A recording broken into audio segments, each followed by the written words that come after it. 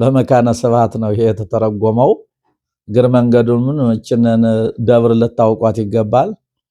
መምህር ኤስድሮስ የተረጎሙባት ቦታ እቺ እኛ ዛሬ ጉባኤ ዘርግተን የምናስተምርባት መካነ ስብሐት ልደታ ናት።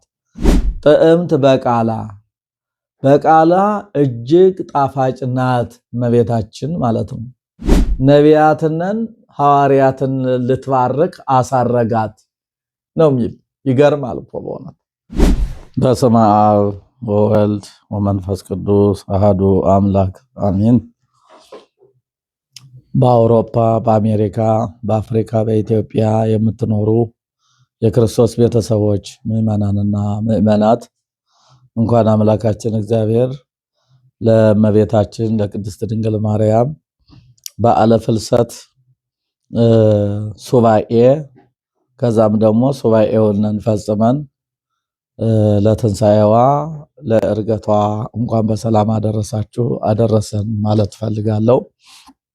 እንግዲህ ሱባኤያችንን የፈጸምነው ትናንትና በ14 ነው። ዛሬ ደግሞ የሐዋርያት ስብስብ ይባላል።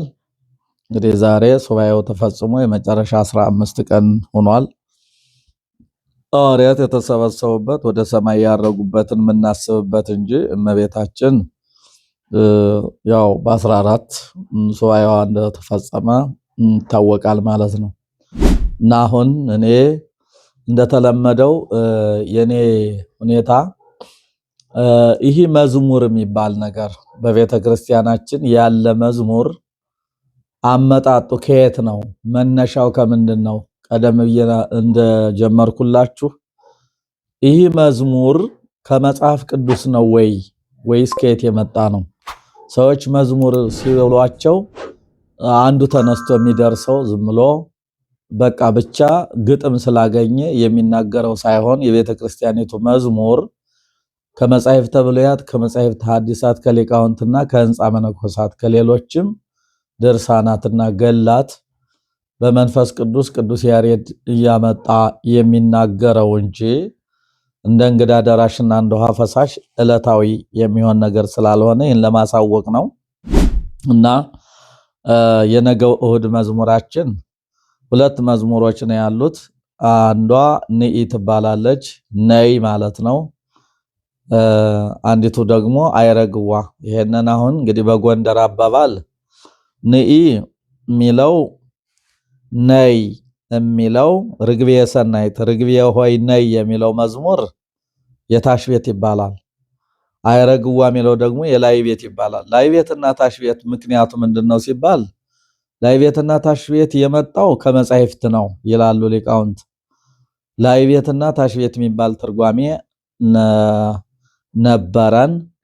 እንግዲህ ላይ ቤቱ በአሁኑ ሰዓት እየተሰጠ አይደለም። ቀድሞ በየታው በተለይ በመካነ ስብሐት ነው ይሄ የተተረጎመው። እግር መንገዱን እችንን ደብር ልታውቋት ይገባል። መምህር ኤስድሮስ የተረጎሙባት ቦታ እቺ እኛ ዛሬ ጉባኤ ዘርግተን የምናስተምርባት መካነ ስብሐት ልደታ ናት። እና ላይ ቤት ታሽ ቤት የሚባለው የመጣው ከመጻሕፍት ነው ማለት መጀመሪያ ላይ ቤት የሚባል ተተረጎመ። በመንፈስ ቅዱስ በእውቀትና በብቃት ከሰው በመለየት ከበዓት በመከተት ነው እንጂ እንደማንም የሚደረስ አይደለም። ላይ ቤት ማለት ትርጓም ሀተታ ወይም አማርኛ የበዛበት ምስጢር ትንሽ አጠር ያለበት ይሉታል ሊቃውንቱ። ታሽ ቤት ማለት ደግሞ ብዙ ሀተታ ሳያበዛ በምስጢር የተዋበ ትርጓሜ ማለት ነውና ላይ ቤትና ታሽ ቤት ተብሎ ከዛ ተያይዞ አሁን አቋቋሙም ላይ ቤት እነ ግምጃ ቤት እነ አብየ ጊዜ ኪዳነ ምሕረት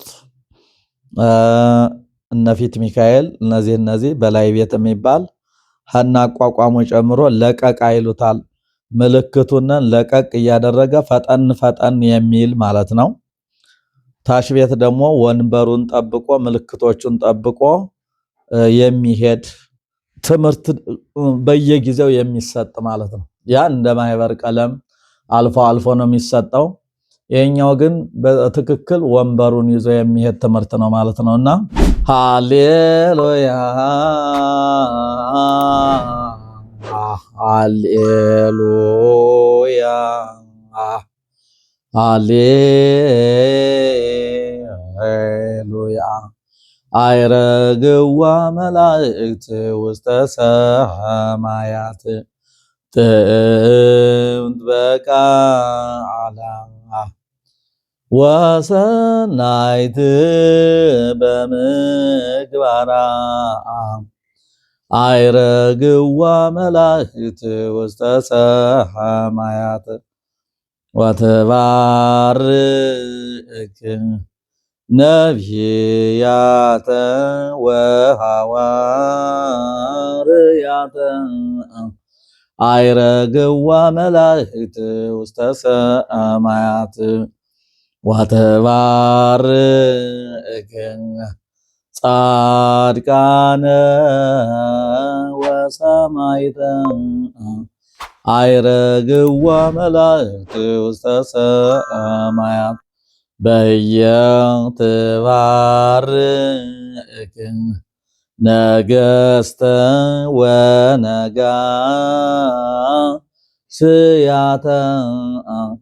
አይረግዋ መላእክት ውስተ ሰማያት አይረግዋ መላእክት ውስተ ሰማያት ይላል። ሃሌ ማለት ቅድመ ዓለም የነበረ፣ ሉያ ማለት ዓለምን አሳልፎ የኖረ ነው የሚለውን ትርጉም ቀደም እንደተናገርኩት ነው። አይረግዋ መላእክት ውስተ ሰማያት መላእክት ወደ ሰማይ አሳረጓት ነው የሚለው። ጥዕምት በቃላ በቃላ እጅግ ጣፋጭ ናት እመቤታችን ማለት ነው። ጥዕምት በቃላ ይሄንን ሰሎሞን መኃልየ የተናገረው ላይ ያለው ነው። ከአንድ እስከ 5 ባለው ሰሎሞን ውስጥ የተካተተ ቃል ነው ይሄ። ጥዕምት በቃላ ወሰናይት በምግባራ በቃሏም እጅግ መልካም ናት፣ በስራዋም እጅግ መልካም ናት። በእመቤታችን ምንም እንከን የለም እያለ ነው የሚናገረው። ከዛ ወተባርክ ነቢያተ ወሐዋርያተ ነቢያትንን ሐዋርያትን ልትባርክ አሳረጋት ነው የሚል። ይገርማል እኮ በእውነት። ይሄ የተወሰደው እንግዲህ ጢባርዮስ ቄሳር የሚባል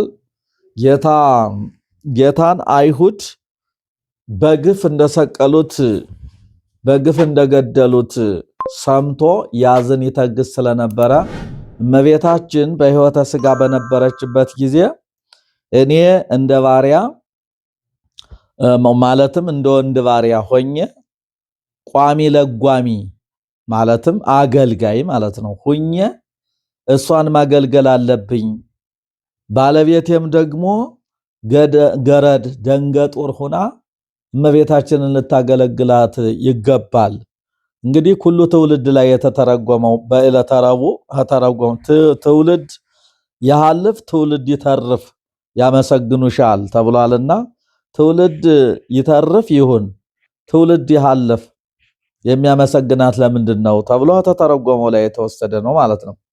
እና ዕለታት አንድ ቀን ሰራዊት ሰዶ እመቤታችንን አመጣታለሁ አገለግላታለሁ ሲል ጌታ የእመቤታችንን ተድላ ነብሷን የነብሷን ተድላ ደስታ እንጂ የስጋዋን ተድላ ደስታ አይወድላትምና ተብሎ ነው የተተረጎመው። ስለዚህ በደመና ነጥቆ ወስዶ ገነት ላይ ጣላትና ከዛ እንካችሁ አመስግኗት ብሏቸው በገነት ያሉ ነብሳት ሁሉ ከአቤል ጀምሮ ያው እስከ ዕለተ ምጽአት የሚኖሩት ገና ወደ መንግስተ ሰማያት ያልገቡት በገነት ያሉት እነዚያ እንዲያመሰግኗት ክርስቶስ ወስዷት ስለነበረ በህየ ተባረከ አለ ቅዱስ ያሬድ። በህየ ማለት ከዚያ በዚያ ማለት ነው። በዚያ ተባረክ ዘንድ ያን ጊዜ ወስዷት ስለነበረ ልትባርክ ሄዳ ባረከቻቸው። እመቤታችን ትባርካለች፣ ሴቶች አይባርኩም። እመቤታችን ከሴቶች የተለየች ስለሆነ መስቀለ ብርሃን ይዛ ትባርካለች። እንግዲህ ይሄ መጻሕፍት አባቶቻችን ሊቃውንት ባርክኒ ወቀድስኒ በከመ ባረኪዮ ለኤፍሬም ፍቁርኪ ወዳጅሽን ኤፍሬም እንደባረክሽው ባርኪኝ። በመስቀል እመቤታችን እየባረከች ነው። አንቲ ተአቢም ሊቃነ ጳጳሳት ከሊቃነ ጳጳሳትም አንቺ ትበልጫለች ተበላለች እመቤታችንና በህየ ትባርክ በዛ ልትባርክ ሄደች። ማንን ልትባርክ? ነቢያተ ወሐዋርያተ አስቀድሞ ክርስቶስ ከሷ ይወርዳል ይወለዳል ብለው የተናገሩትን ነቢያት ልትባርካቸው ሄደች። ወሐዋርያተ ክርስቶስ ወረደ ተወለደ ብለው ያስተማሩት ባለሟሏ የሆኑትን ሐዋርያትን ደግሞ በዛ ሂዳ ባረከች አለ። ከዛ ወተባረክ ጻድቃነ ወሰማይተ ሰማይታት በዛ ሰማይታት ከቅዱስ ጊዮርጊስ ጀምሮ ሌሎቹን ሰማይታት ባረከች። ወጻድቃነ እንደነ ተክለ ሃይማኖት ያሉትን በገነት ያሉ የበቁትን ቅዱሳን ሐነንጦስ ሐነ መቃርስ ጀምሮ ወዘተርፈ ስንቱ ተብሎ ያንን ሁሉ ጻድቃን ባረከች። እሷ የመለኮት እናት ናታ። ስልጣናዋ ከሷ ሁሉ በላይ ነው። ከፈጣሪዋ ብቻ በታች እንጂ ከሌሎቹ ባለስልጣናት ሁሉ በላይ ስለሆነች ድንግል ማርያም ባረከች እያለን ነው። በህየ ተባረክ ነገስተ ወነጋሴያተ ነገስታትንና ነጋሴያት ሴቶች የሴት እቴጌዎች የበቁትን ነው። እንግዲህ ገነት ገብተው ከሆነ ነው። ሲኦል የገቡ ካሉ ያ እንግዲህ ሌላ ነገር ነው። ነገር ግን ደጋግ ነገስታት ነበሩ፣ በሃይማኖታቸው የጸኑ እንደነ ጢባሪዮስ ቄሳር፣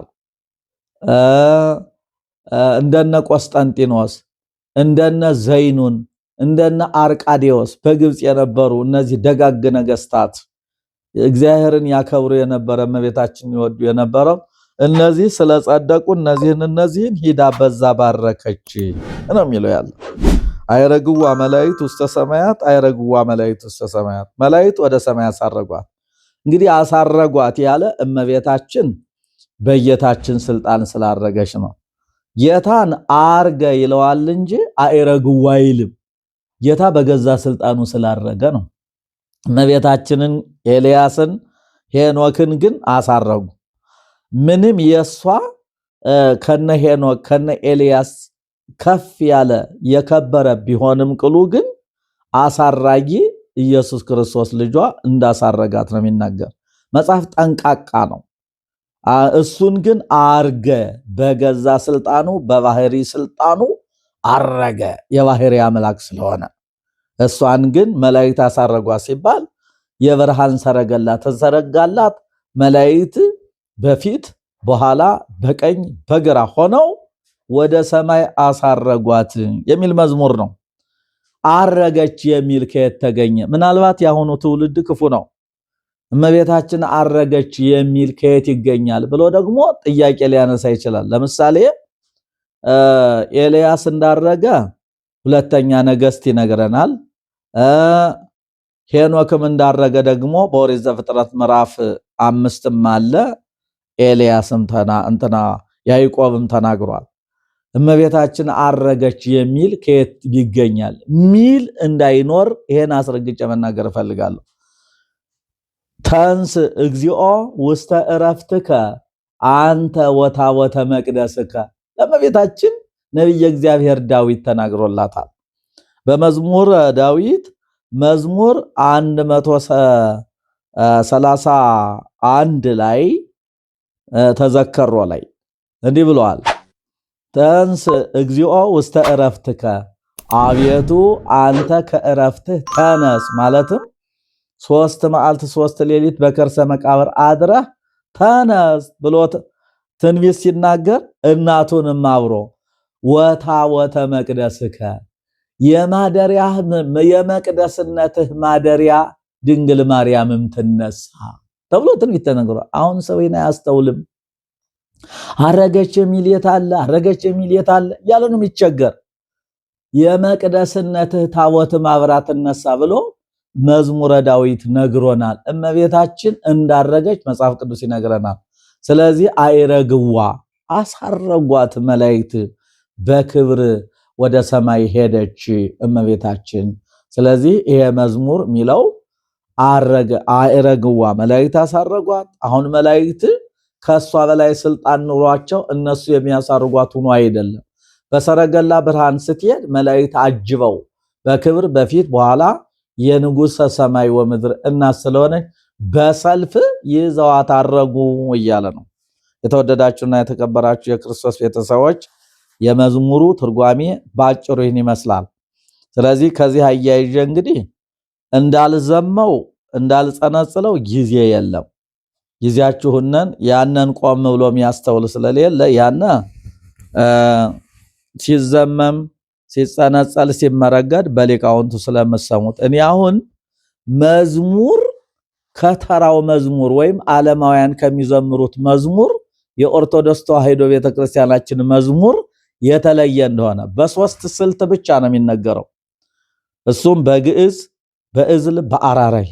ግዕዝ የአብ፣ እዝል የወልድ፣ አራራይ የመንፈስ ቅዱስ አምሳል ነው። ግዕዝ የጸና፣ እዝል የረታ የተስተካከለ፣ አራራይ ደግሞ የጣፈጠ ማለት ነው። ከነዚህ ስልቶች ውጪ ስለማይወጣ ነው።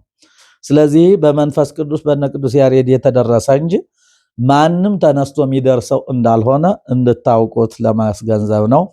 ከዚህ አያይዤ ትንሽ አንድ ሁለት ቸብቸቦ ማለት ክርስቶስንን መቱት ቸብ ቸብ እያደረጉ ክርስቶስ ተነበይለነ መኑ ጸፍአከ መኑ ኮርአከ፣ ማን ነው የመታ? ፊትህን የመታውስ ማን ነው? ማነውስ በዘንግ የመታ? ብለው በማቴዎስ ወንጌል ምዕራፍ 27 ላይ የዘበቱበት የሱ ምሳሌ ስለሆነ ቸብቸቦ እንለዋለንና አይረግዋ መላእክት ውስተ ሰማያት፣ አይረግዋ መላእክት ውስተ ሰማያት፣ አይረግዋ መላእክት ውስተ ሰማያት፣ አይረግዋ መላእክት ውስተ ሰማያት፣ አይረግዋ መላእክት ውስተ ሰማያት፣ አይረግዋ መላእክት ውስተ ሰማያት፣ አይረግዋ መላእክት ውስተ ሰማያት፣ አይረግዋ መላእክት ውስተ ሰማያት። መላእክት እመቤታቸውን የክቡር ንጉሥ የኢየሱስ ክርስቶስን እናት በቀኝ በግራ በፊት በኋላ ሆነው እያጀቡ በሰረገላ ብርሃን መላእክት አሳረጓት ይላል። ያስተማረን የመከረን የመዝሙሩ አምላክ ኢየሱስ ክርስቶስ የተመሰገነ ይሁን። እንኳን ለእመቤታችን ለመጨረሻው ሱባዔ ያደረሰን አደረሳችሁ በማለት እሰናበታችኋለሁ።